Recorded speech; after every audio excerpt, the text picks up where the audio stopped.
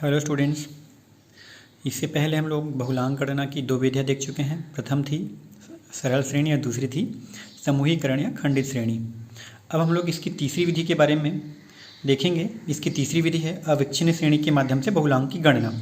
तो इसके लिए एक सीधा सूत्र दिया गया है, मोड बराबर L1 plus F1 minus F0 divided by 2F1 minus F0 minus F2 into L2 minus L1। अब हम लोग देखते हैं कि ये जो लेटर्स हैं उसका मतलब क्या है। मोड मतलब तो हो गया बहुलक।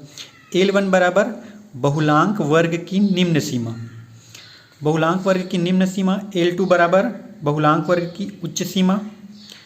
F1 बराबर बहुलांक वर्ग की आवृत्ति। F0 बराबर बहुलांक वर्ग से पूर्व की आवृत्ति और F2 बराबर बहुलांक वर्ग की आगामी या फिर आगे की आवृत्ति। अब हम लोग एक उदाहरण देखते हैं जहाँ पर इन सभी जो लेटर्स हैं या जो संकेत हैं उनको हम लोग समझेंगे। यहाँ पर उदाहरण है, 150 परिवारों की साप्ताहिक आय प्रदर्शित की गई है। इन आंकड़ों के आय से बहुलांक ज्ञात कीजिए। अब हम लोग यहाँ पे देखेंगे आय वर्ग यहाँ पे दिया है रुपयों में, जो कि साप्ताहिक आय है। 0 से 200 रुपये वाले चार परिवार हैं। 200 से 400 रुपये आय वाले 12 परिवार हैं। 400 से 600 वाले 40 परिवार हैं। 600 से 800 वाले 45 परिवार हैं। 800 से 1000 वाले 27 परिवार। 1000 से 1200 13 परिवार। 1200 से 1400 9 परिवार। इस प्रकार हम लोग देखते हैं यहाँ पे सर्वाधिक बारंबारता है 600 से 800 रुपये आय वर्ग की, जो कि 45 है। तो इस प्रकार हमको बहुलांक वर्ग की प्राप्ति हो गई। हमें बहुलांक वर्ग मिला है। ध्यान रखिएगा, हमें अभी बहुलांक की प्राप्ति नहीं हुई है और इसी के माध्यम से हम लोग आगे बहुलांक की गणना करेंगे। ये तो हो गई जहाँ पर केवल एक ही वर्ग की आवृत्ति सर्वाधिक है। मान लेते हैं अगर 400 से 600 आय वर्ग की आवृत्ति भी 45 होती, उस केस में हम लोग क्या इस सूत्र के माध्यम से ही बहुलांक की गणना करते? जी नहीं।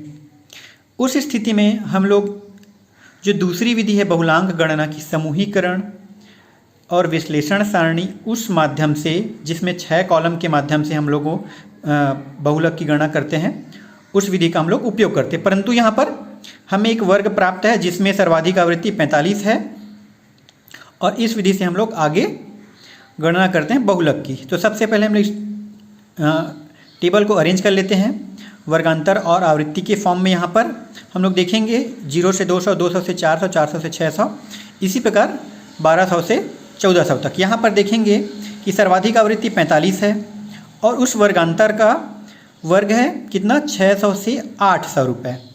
तो यहाँ पर जो L1 है हम लोग देखेंगे, इससे पहले हम लोग देखिए बहुलांक वर्ग की निम्न सीमा। तो यहाँ पर बहुलांक वर्ग की निम्न सीमा क्या हो गई? 600। बहुलांक वर्ग की अधिकतम सीमा क्या हो गई? यहाँ पर L2 800। उसी प्रकार यहाँ पर हम लोग F देखेंगे, तो यहाँ पर F का हम लोग यहाँ पे मान देखे थे, F1 थी बहुलांक वर्ग की आवृत्ति, तो ये हो गई बहुलांक वर्ग की आवृत्ति F1, और F0 था बहुलांक वर्ग के पूर्व की आवृत्ति और F2 था बहुलांक वर्ग के बाद की या फिर आगे की आवृत्ति।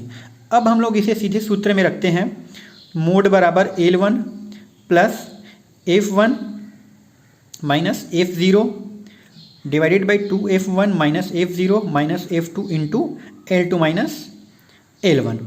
अब हम यहाँ पर L1 का मान रख देते हैं 600, उसके फिर F1 का 45, F0 40, उसके बाद फिर 2F1 तो 2 गुणित 45, F0 पुनः 40 और F2 था 27 गुणित 800 माइनस 600 L2 माइनस L1।